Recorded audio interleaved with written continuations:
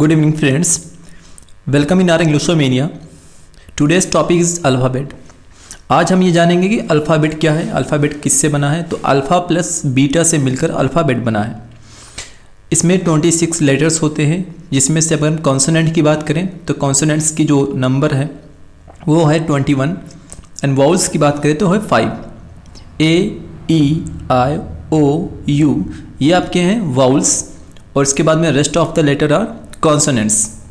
ये हैं, इसकी प्रोनाउंसिएशन पे देख लें, क्योंकि अक्सर इसमें हम गलती करते हैं कि ज़्यादातर लोगों को एक्चुअल इसकी प्रोनाउंसिएशन नहीं पता होती है।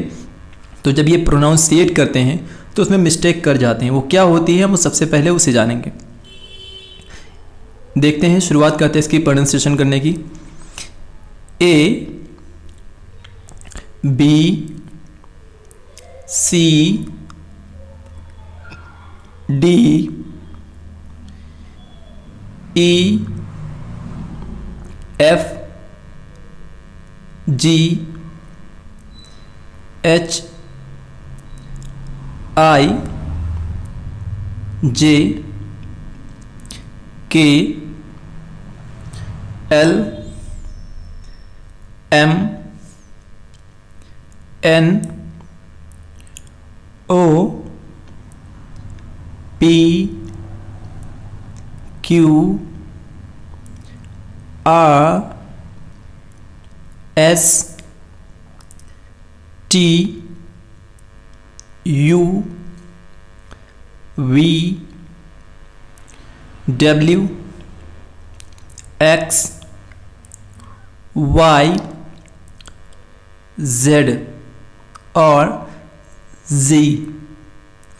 इसमें सबसे इम्पोर्टेंट ये देखना कि जो ये 18वां लेटर है, यानी 10th पोजीशन पे आर है, ये आर नहीं है, ये एक्चुअली है इट्स अ आ, ना कि आर।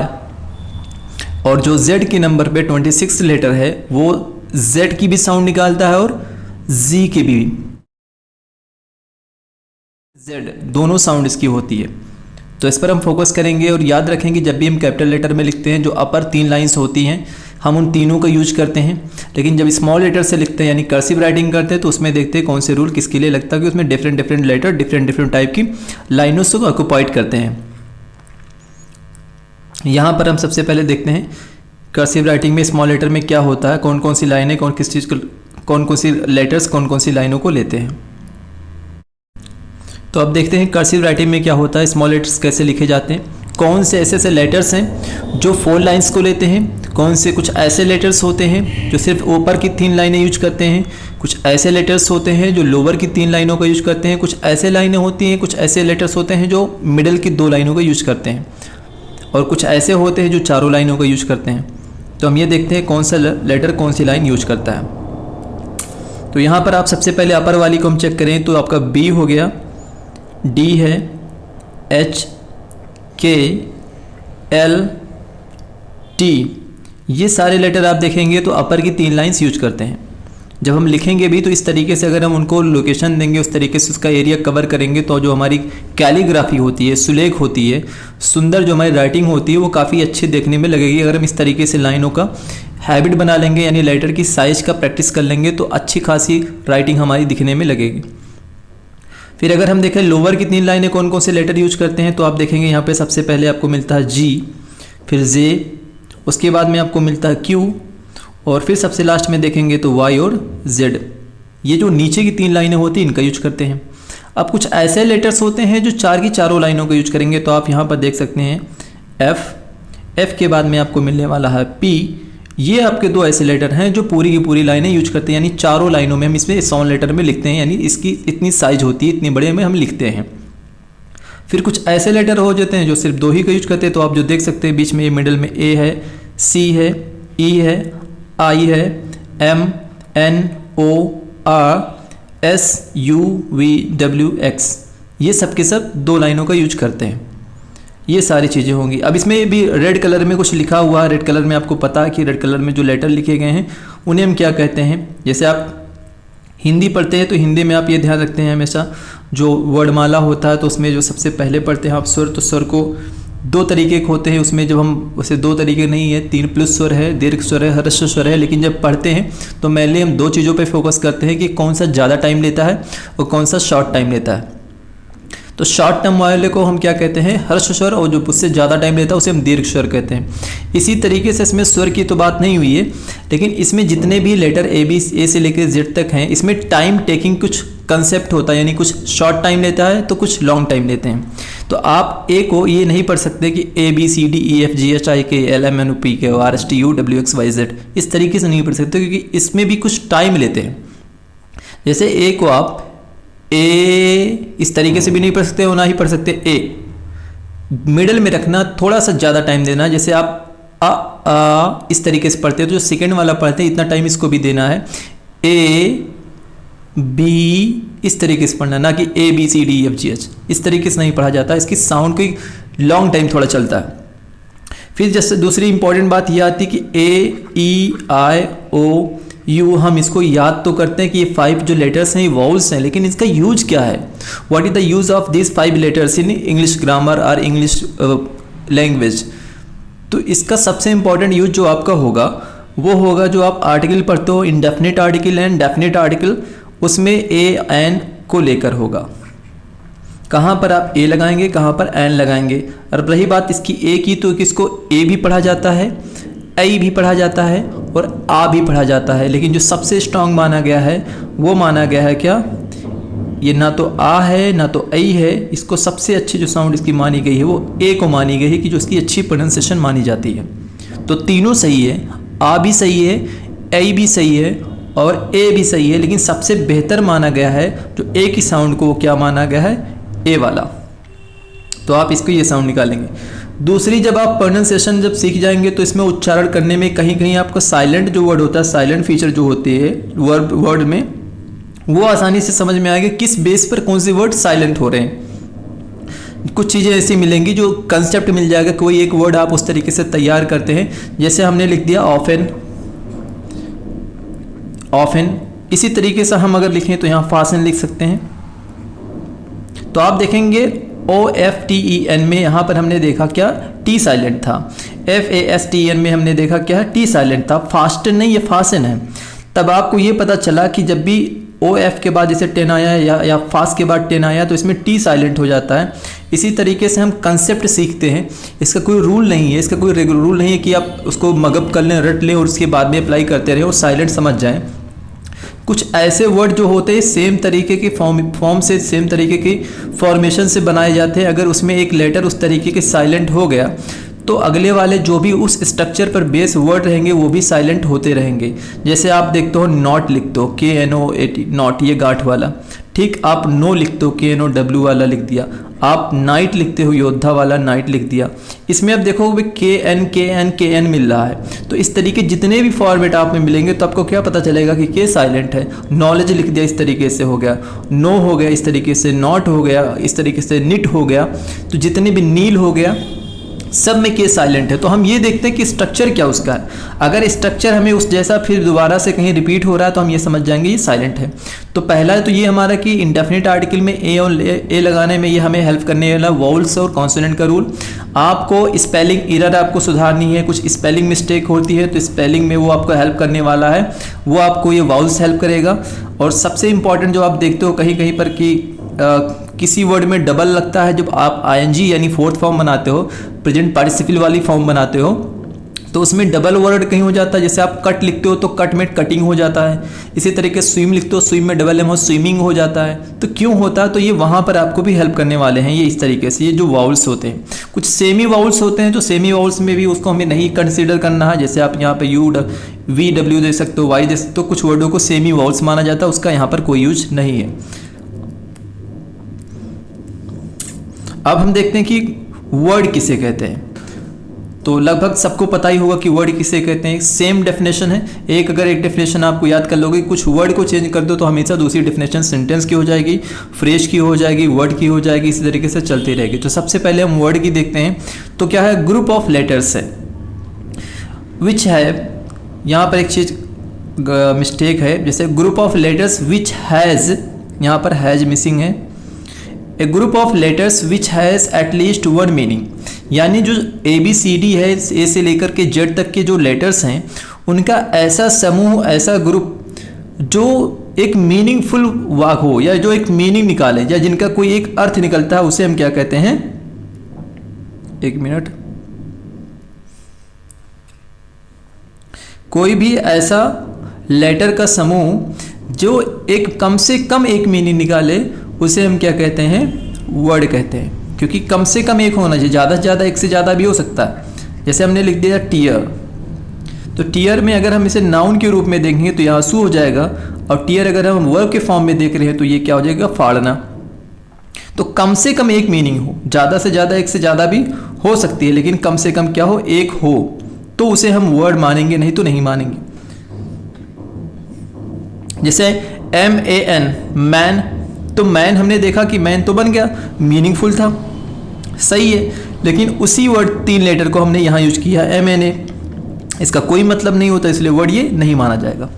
BOY, बॉय, मतलब लड़का, ये मीनिंगफुल था तो ये वर्ड माना जाएगा। इन्हीं 3 लेटर का हमने यूज किया OYB, तो वही 3 लेटर है, लेकिन ये मीनिंगफुल ना होने की वजह से ये इसमें नहीं आते। यानी ऐसा लेटर का समूह जिसका कम से कम एक मीनिंग निकले उसे हम शब्द यानी वर्ड कहते हैं। फिर आगे हम चलते हैं, देखते हैं सेंटेंस। तो एक अरेंज फॉर्म ऑफ या arrange group of words which makes a meaningful statement, which makes a meaningful statement called sentence. यानी शब्दों का ऐसा व्यवस्थित समूह जिसका कम से कम एक अर्थ हो या कम से कम एक अर्थपूर्ण वाक्य का अर्थपूर्ण कथन निकाले, अर्थपूर्ण वाक्य बनाए, ऐसे वाक्यों को हम क्या कहते हैं, सेंटेंस कहते हैं। जैसे वी आर लर्निंग इंग्लिश, हम अंग्रेजी सीख रहे हैं, इस तरीके से हमने एक बनाया। इसमें कितने आए, कितने वर्ड आए हैं, 1 2 3 4। तो यहाँ तो ग्रुप ऑफ क्या है, वर्ड्स है, वहाँ ग्रुप ऑफ लेटर्स था, तो यहाँ पर ग्रुप ऑफ लेटर है जिसका कम से कम एक मीनिंग हो, एक अर्थ हो। ऐसे ग्रुप ऑफ जो लेटर्स का समूह होता है उसे हम सेंटेंस कहते हैं। ये डिफरेंट टाइप ऑफ के सेंटेंस होते हैं, लेकिन होनी क्या चाहिए कि ग्रुप ऑफ वर्ड्स तो है लेकिन मीनिंगफुल साथ होना चाहिए, जैसे वहाँ ऊपर वाले में वर्ड में मीनिंगफुल होना जरूरी था। नीचे देखते हैं, आप देखेंगे तो यहाँ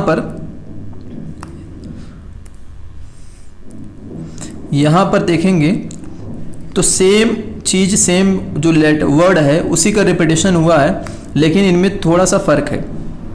देखेंगे इंग्लिश यहाँ पे लिखा हुआ, वही यहाँ लिखा हुआ है। वी अगर देखें तो यहाँ भी लिखा, यहाँ लिखा हुआ है। आर अगर देखें तो यहाँ आर लिखा है, यहाँ भी आर लिखा है। लर्निंग देखें तो ऊपर नीचे एक दूसरे के लिखे, यानी सेम ग्रुप ऑफ वर्ड्स हैं, लेकिन ये मीनिंगफुल नहीं है क्योंकि लिखा है इंग्लिश लर्निंग RV, अंग्रेजी सीखना है हम, तो इसका कोई मतलब नहीं है। ये कौन सा सेंटेंस है कि अंग्रेजी सीखना है हम, इसका तो कोई अर्थ नहीं निकलता, तो ये नहीं माना जाएगा। जबकि group of arrange group of letter words हैं लेकिन मीनिंगफुल नहीं है, लेकिन मीनिंगफुल होना जरूरी है, जिसको कम से कम एक मीनिंगफुल स्टेटमेंट बनाए, ऐसे शब्दों के समूह को हम वाक्य कहते हैं। अब ये डिफरेंट टाइप के वाक्य होते हैं, वो हम समझ लेते हैं। कौन सा वाक्य होगा जो क्या बताएगा, क्या हम उससे क्या डिनोट करते हैं, क्योंकि आप कोई भी सेंटेंस सेम तरह से नहीं बोलते, आप अलग अलग सेंटेंस के लिए, अलग अलग डिफ़िकल्टी के लिए, अलग अलग टाइप के लिए, अलग अलग स्टेटमेंट के लिए अलग अलग सेंटेंस भी बोलते हैं। तो इसमें पहले हम ये जानते हैं कि how many types of sentence are there. तो पहले सबसे ये पहले देख लेते हैं कि सेंटेंस यहाँ कितने प्रकार के होते हैं। तो there are 5 type of sentence, 5 प्रकार के वाक्य होते हैं। बट एक कंडीशन है यहाँ पर कि MU हो गया या LU हो गया या BHU हो गया। यहाँ पर ज़्यादातर केस में हमने देखा है BHU में जो या LU में और जामिया मिलिया इस्लामिया यूनिवर्सिटी में, यहाँ पर जो प्रैक्टिस सेट में देखा वो 4 तरीके की सेंटेंस मानते कि there are only 4 type of sentence. कौन कंसीडर नहीं किया जाता, कौन उसके अंदर शामिल नहीं किया जाता, the sentence which is not included in the AMU and Aligarh Muslim university is optative sentence. Optative sentence को कंसीडर नहीं किया जाता, वहाँ पर ये नहीं मानते कि ये कोई टाइप का सेंटेंस है, इसलिए वहाँ पर there are only 4 type of sentence. वहाँ पर 4 ही प्रकार के हम सेंटेंस मानते हैं। लेकिन आप अगर नॉर्मल पेपर दे रहे हैं, किसी भी बोर्ड एग्जाम दे रहे हैं या हाई स्कूल इंटर में हैं, तो आप हमेशा कंसीडर करिए कि there are only 5 type of sentence के 5 प्रकार के होते हैं। पहला वाला इसमें सबसे पहले हम चेक करेंगे, तो उसमें है असर्टिव सेंटेंस। असर्ट मीन्स होता क्या है, what is the mean of assert. Assert means to say something formally with confident, यानी कॉन्फिडेंस के साथ, विश्वास के साथ, दृढ़ता के साथ कोई भी स्टेटमेंट आप दे देते हो, बोल देते हो, तो उसे हम क्या कहते हैं, असर्ट करना। तो उसी से बना असर्टिव सेंटेंस, यानी किसी भी वाक्य को फॉर्मली जो कह दिया जाता है वो असर्ट हो जाता है, असर्टिव सेंटेंस माना जाता है। तो आप कोई भी सेंटेंस जब आप बोलते हो किसी से, किसी को इन्फॉर्मेशन देते हो, तो वो होता क्या है, या तो पॉजिटिव बोलते हो और या फिर नेगेटिव बोलते हो। तो जो पॉजिटिव होता है उसे हम पॉजिटिव सेंटेंस या अफर्मेटिव सेंटेंस कहते हैं। आप अफर्मेटिव भी कह सकते हो या पॉजिटिव कह सकते हो, दोनों से, ये बोथ आर करेक्ट। ठीक, तो असर्टिव सेंटेंस, तो सबसे पहले हम देखेंगे you are wasting your time. You are wasting your time, तुम अपना समय बर्बाद कर रहे हो। इसमें हमने नॉट नहीं यूज किया, तो हमारा सिंपल सा सेंटेंस था, मैंने एक वाक्य बोला ये हमारा बना, इसमें नॉट का यूज ना तो नेवर का यूज नहीं किया गया। तो ऐसे शब्द जिसमें कोई मना करने वाले शब्द ना दिए हो, नहीं, ना, कभी नहीं वाले, ये सब नहीं दिए हैं, तो उसे हम पॉजिटिव यानी असर्टिव सेंटेंस कहते हैं। सेकेंड वाला है आई एम नॉट डूइंग एनीथिंग, मैं कुछ नहीं कर रहा हूँ। आई एम नॉट डूइंग एनीथिंग, मैं कुछ नहीं कर रहा हूँ। यहाँ पर आप देखेंगे तो यहाँ पर नॉट लग गया, और जब when not or never is use in any kind of sentences that's called negative sentence. तो यहाँ पर देखेंगे there are two type of sentences in assertive sentence, one is positive या affirmative and second one is negative sentence. तो पहला वाला हमारा था पॉजिटिव सेंटेंस, दूसरा वाला है नेगेटिव सेंटेंस। दो तरीके के हमने वाक्य को देखा, ये किसके अंतर्गत आते हैं, असर्टिव सेंटेंस के अंतर्गत आते हैं। दोनों के लास्ट में क्या लगाया जाता है, ये आप देखेंगे पंक्चुएशन मार्क, फुल स्टॉप लगाया जाता है। Second type is interrogative sentence. अब इंटरोगेटिव सेंटेंस में क्या होता है, there are two type of interrogative sentence, one is yes no type and second one is WS type. तो why we call yes no type, because the answer of this question can be replied in yes और no. इस सवाल का जवाब हाँ ना में दिया जा सकता है, इसीलिए हम क्या कहते हैं इसे, यस और नो टाइप सेंटेंस, यानी हाँ या ना वाले टाइप प्रश्नवाचक वाक्य कह सकते हो। तो इसमें क्यों हाँ ना, क्योंकि ये जैसे कह सकते हैं are you wasting your time, क्या तुम अपना समय बर्बाद कर रहे हो। तो लग रहा है कैसे हाँ, मतलब क्या हुआ कि आंसर पॉसिबल यस या नो में देना था।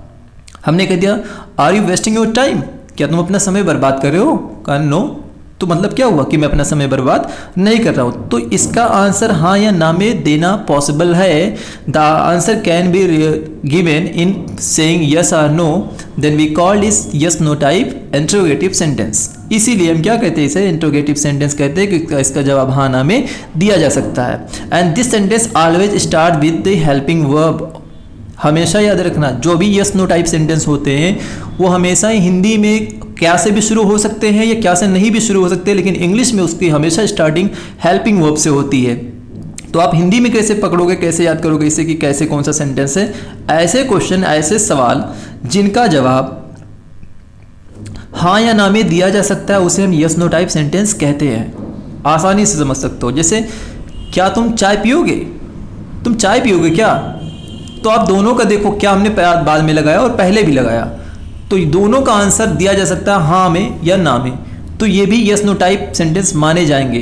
हो सकता है हिंदी में, इन हिंदी लैंग्वेज में इट में बी द क्या वर्ड, यहाँ पे जो क्या वर्ड है वो हो सकता है कि आगे हो, पीछे हो, बीच में हो, लेकिन इंग्लिश में हमेशा अगर वो यस नो टाइप सेंटेंस है तो उसकी स्टार्टिंग हेल्पिंग वर्ब से होगी, जो भी उस टेंस की हेल्पिंग वर्ब होगी उसके अनुसार। जैसे यहाँ पे प्रेजेंट कंटीन्यूअस की थी, तो प्रेजेंट कंटीन्यूअस में क्या होता है, जेमार होती है, यू प्लूरल होता है, इसलिए यहाँ पे आर लगा हुआ है।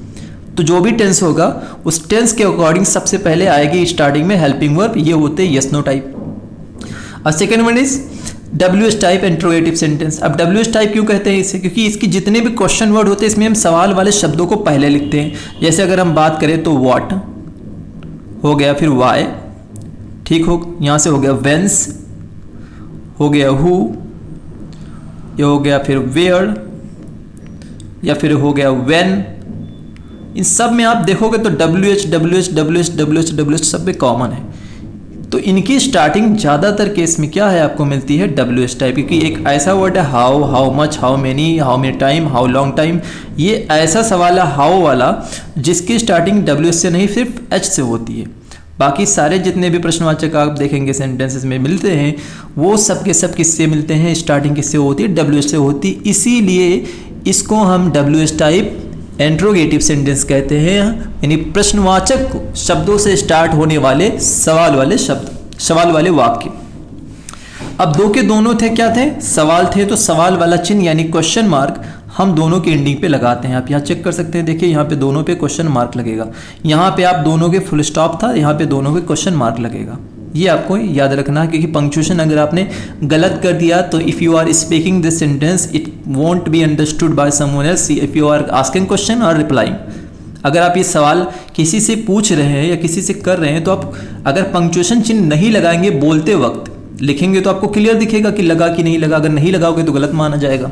लेकिन अगर आप बोल रहे हैं तो बोलने पे कोई थोड़ी पता चलता है कि किस चीज़ को क्या कहा जा रहा है। तो कभी कहते हैं कि यू लाइक टी, अब उनके एक्सप्रेशन में ये पता चल रहा है यू लाइक टी, अरे क्या तुम चाय पसंद करते हो, क्या कहते नहीं है लेकिन मतलब आ रहा है कि क्या तुम पसंद करते हो। I like T, I like T, मैं चाय पसंद करता हूँ। तो एक्सप्रेशन चेंज करने से चेंज हो जाती सारी चीज़ें। तो वहाँ तो कोई दिक्कत नहीं होती कि आप कुछ भी लगाओ या ना लगाओ, क्योंकि आप क्वेश्चन मार्क बोलते थोड़ी ना हो कि जैसे अगर हम कहें कि are you wasting your time question mark, ये हम नहीं कहते हैं। वो समझ जाता है, हमारे एक्सप्रेशन से, हमारे जेस्चर से पता चल जाता है कि हम सवाल पूछ रहे हैं।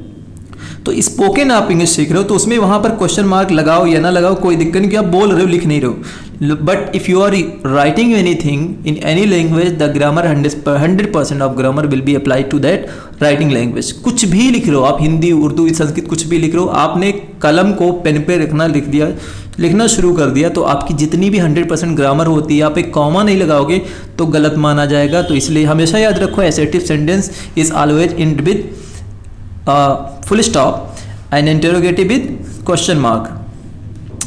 And third one is imperative sentence, a type of sentence in which advised, suggestion, proposal, order, command are given, जिसमें सजेशन दिया जाएगा, गुजारिश की जाएगी, किसी को आदेश दिया जाएगा, किसी को ऑर्डर जारी किया जाएगा, किसी को प्रस्ताव रखेंगे किसी के सामने। ये जिस टाइप के सेंटेंस होते हैं इन सभी में क्या लगा रहता है, इसे हम क्या कहते हैं, imperative sentence. Imperative means important because it is important, it should be done at immediately, क्योंकि इसको तुरंत के तुरंत हो जाना चाहिए।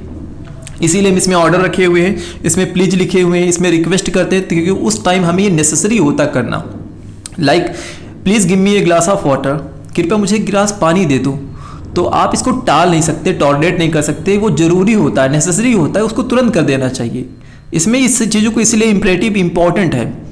जैसे आप किसी ने कह दिया प्लीज़ शूट दैट एनिमी, तो कृपया उस दुश्मन को मार दो, यानी अगर वो तुम नहीं मारोगे तो वो दुश्मन इस बेचारे को मार देगा जो आपसे हेल्प मांग रहा है। तो अगर प्लीज़ या काइंडली मिल जाता तो आपको पता चल जाएगा रिक्वेस्ट वाले हैं, वरना आपसे अगर कोई बड़ा कह रहा है, कोई ऑर्डर दे तो ऑर्डर माना जाएगा। आपके इक्वल है या आपसे छोटा है तो आपकी क्या करेगा, आपको सजेशन देगा, आपसे ऑर्डर नहीं करेगा। तो खुद इसकी मीनिंग अंडरस्टूड होती है, डिपेंड करता है who is speaking that sentence, कौन वो वाक्य बोल रहा है। तो imperative sentence is always end with full stop, इसमें भी आप फुल स्टॉप का यूज करोगे। Fourth one is optative sentence. What is optate, what is the mean of optate? Optate means होता है to wish for, to wish for यानी किसी चीज़ के लिए इच्छा जाहिर करना, विश करना, इच्छा जाहिर करना, दुआ देना, बद्दुआ देना, ये सारी चीज़ें हम करते हैं ऑप्टेट करना। ऑप्टेट मतलब होता है विश करना, अपनी इच्छाओं को एक्सप्रेस करना, अपनी फीलिंग्स को एक्सप्रेस करना। आप किसी को ऑप्टेट करोगे, विश जाहिर करोगे, हो सकता है अच्छा हो, हो सकता है बुरा हो। जैसे हमने ऑप्टेट किया, हमारी ये विश थी मे गॉड ग्रांट यू पावर, हमने कहा कि ईश्वर तुम्हें ताकत दे, शक्ति दे, तो हमारी ये अच्छी इच्छा थी, तो क्या माना जाएगा, ब्लेसिंग मानी जाएगी, आशीर्वाद देने के लिए। But if I optate, if I wish for may God send you into hell, ईश्वर तुम्हें नर्क में भेजे, तो ये हमारी क्या इच्छा हो जाएगी, आपकी बैड हो जाएगी, बैड ब्लेसिंग। तो ब्लेसिंग को अगर उल्टा हो जाता, ब्लेस का मतलब आशीर्वाद का उल्टा, तो क्या होगा, अभिशाप होगा। तो वो हम कर्ज करते हैं, अगर किसी को उल्टा कहते हैं तो कर्ज करते हैं, यानी दुआ या बद्दुआ देने के लिए, आशीर्वाद देने के लिए या अभिशाप देने के लिए कोई सेंटेंस का जो यूज किया जाता है उसे हम क्या कहते हैं, ऑप्टेटिव सेंटेंस, जिसमें लोग इच्छा जाहिर करते हैं। अच्छी होगी तो ब्लेसिंग मानी जाएगी, बुरी होगी तो कर्ज माना जाएगा।